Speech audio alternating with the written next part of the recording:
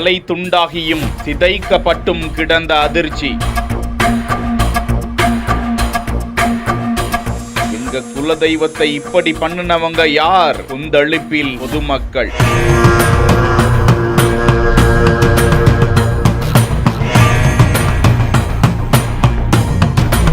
நெல்லை மாவட்டம் பேட்டை அருகே உள்ள திருப்பணி கரிசல் குளம் ஊரில் அமைந்துள்ள அக்காள் தங்கை மாரியம்மன் கோவில் நெல்லையில் மிகவும் புகழ்பெற்ற கோவில். ஏராளமான மக்களுக்கு அந்த சாமிதான் குலதெய்வம் என்று கூறப்படுகிறது. அனைத்து சமுதாயத்தினரும் ஒன்று கூடி கோவில் கொடை விழா நடத்துவது அந்த கோவிலின் சிறப்பு. இவ்வாண்டுக்கான விழாவில் அந்த அம்மன்களுக்கு முக்கியமானதாக கருதப்படும் அக்காள் தங்கை சிலைகளை களிமண்ணால் செய்து பூஜித்து வழிபாடு செய்து கொடை விழா அன்று ஊருக்கு வெளியே காட்டுப்பகுதியில் கொண்டு சென்று அந்த சிலைகளை வைப்பது வழக்கம். அப்படி வைக்கப்பட்ட சிலைகள் கடந்த 17ஆம் தேதி அன்று மாயமானதாக திருப்பணி கரிசல் குளம் ஊர் மக்கள் சார்பாக பேட்டை காவல் நிலையத்தில் புகார் கொடுக்கப்பட்டது. இந்நிலையில் சிலையினை காவல்துறையினர் தேடி வந்த நிலையில் காந்தி நகர் அடுத்துள்ள வெள்ளாளர் குளம் ஊரின் அருகே குளத்து பகுதியில் உடைந்த நிலையில் அந்த சிலை காணப்பட்டதாக அப்பகுதியில் ஆடு மேய்த்தவர்கள் திருப்பணி கரிசல் குளம் கிராம மக்களிடம் தெரிவிக்க இந்த தகவல் போலீசாருக்கு தெரிவிக்கப்பட